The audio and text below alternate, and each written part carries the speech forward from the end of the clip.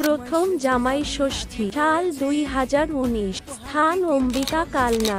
আর আগের দিন মা ফ্রাইড রাইস রান্না করেছিল ডিনারে, আর আমি চিলি চিকেন করেছিলাম। আমার ওকে ফার্স্ট টাইম এই চিলি চিকেন করে খাওয়ানো বিয়ের পর।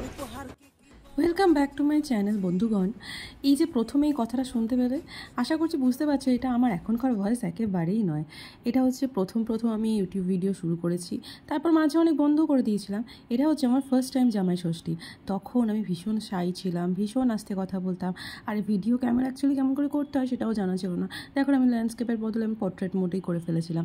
অ্যাকচুয়ালি আমি জানতামই না যে এভাবে ভিডিওটা করতে হয়। তো এটা ছিল আমাদের ফার্স্ট জামাই ষষ্ঠী। জামাইকে বরণ করছে মা, তারপর প্রচুর খাওয়া দাওয়া, প্রচুর আনন্দ। তবে হ্যাঁ, সেইবারে এক্সপিরিয়েন্সটা এভাবে বলে এক্সপ্লেন করা যাবে না। তোমরা যারা প্রথম জামাই ষষ্ঠী কাটিয়েছো তারা জানো এটা কি আনন্দের হয়। আমাকে বলা হয়েছিল যে তুমি একটু রান্নাবান্না করো, যদিও লোক রাখা হয়েছিল, কিন্তু সে অতটা পারেও না। আর আমি মাকে বলেছিলাম যে তুমি করলেই ভালো হয়, কিন্তু মায়ের পক্ষে এতটা করা সত্যি হয়তো অসম্ভব হয়ে যেত। ফার্স্ট টাইম জামাই ষষ্ঠী তো একটু কিছু করতে হবে ওর জন্য স্পেশাল। শুনতেই পেলে জামাই ষষ্ঠী উপলক্ষে আমরা লোকও রেখেছিলাম রান্নার, কারণ কি মার পক্ষে একা এত করা সম্ভব ছিল না। আমাদের বাড়িতে সবাই ছিল, দাদা বৌদিরাও সেনকে ছিল, যদিও বড়দা কিছুক্ষণের জন্য গেছিলো জামাই বাড়িতে, তবে ছোটদারা ছিল। ফার্স্ট জামাই ষষ্ঠী বলে কথা। আর অ্যাকচুয়ালি বনিরা যেহেতু আগের দিনে ছিল, তো আগের দিন যে দেখালাম ফার্স্টে শুরুতে fried rice and chilli chicken, ওটা দিয়ে শুরু হয়েছিল। আর এটা হচ্ছে জামাই ষষ্ঠীর দিনের রান্নাবান্না। তো চলো এবার আসা যাক পঞ্চমবারে জামাই ষষ্ঠী কেমন কাটলো বনির। রেনু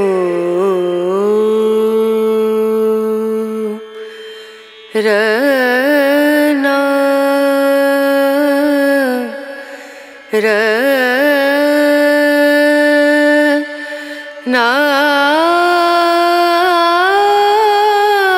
যে কোনো অকেশনের দিন আমাদের পুজো দেওয়াটা প্রথমেই দরকার। ষষ্ঠী শুধুমাত্র জামাইদের জন্য তা নয়, আমরা সবার জন্য মঙ্গল প্রার্থনা করতে পারি। তো পুজো টুজো দিয়েছি, পিছনে অ্যাকচুয়ালি গান চলছিল, তাই মনে হলো না আমি ভয়েস ওভারটাই দিই। A few moments later. জামাই সেজে আমি হাজির হয়েছি, উপহার কি।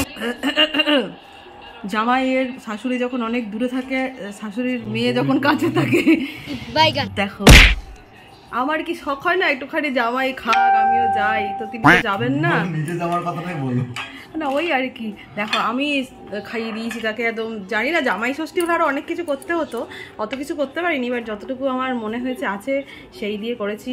চিংড়ি মাছ আছে, মুড়িঘণ্ট আছে, কাতলা মাছ আছে, কালিয়া আছে, ঝুড়ালু ভাজা, মুগ ডাল, চাটনি, পাঁপড়, মিষ্টি, আরও অনেক ফল থাকে, বাট তিনি এখন খাবেন না, অলরেডি রাত হয়ে গেছে।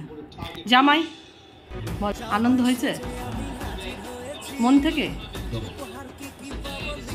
দেখেছো তুমি শাশুড়ির কাছে, শাশুড়ি আর অনেক কিছু দিত, ঠিক আছে যাই হোক আর কি করা যাবে। চলো শুরু করো ভোজন। এরপর আমি মাকে ফোন করে জানাচ্ছি, আসলে মাও জানতো না বিষয়টা। আমি মাকে জানাচ্ছি যে দেখো তুমি ওখানে তো কী হয়েছে, আমরা যাইনি তো কী হয়েছে, জামাইকে কিন্তু আমি প্রপার আদর যত্ন করে দিয়েছি। তো মা বলছে তুই তোমাকে বলিস নি, তুই এত কিছু করছিস। তো যাই হোক মা আমার একটু খুনসুটি চলছে, মা আবার জামাইকেও জিজ্ঞেস করছে যে কেমন লাগলো, কেমন রান্না বান্না করেছে, এইসব নিয়ে একটু মজা হচ্ছে আর কি।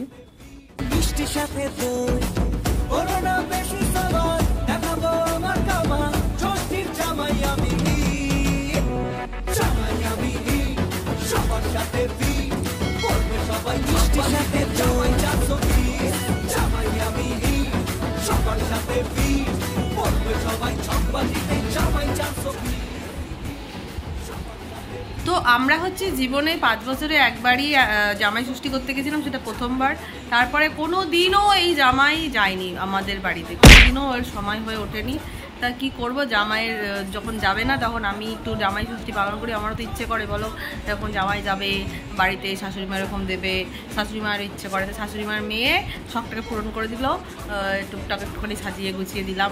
তো ভালো লাগলো কিনা কে জানে, খাইতে তো খুব একটা পারলো না, বাট ভালো হয়েছে বললো। ভালো লেগেছে তো ভালো করে তো বলতে পারো, বাহ কি দারুণ রান্না করে তুমি, বাহ খেয়ে আরো মনটা জুড়িয়ে যাচ্ছে, বাহ, এরকম তো কখনো বলবে না। যাই হোক সবার জামাই ষষ্ঠী কেমন কাটলো জানিও। চলো দেখা হচ্ছে নেক্সট ব্লগে, টাটা।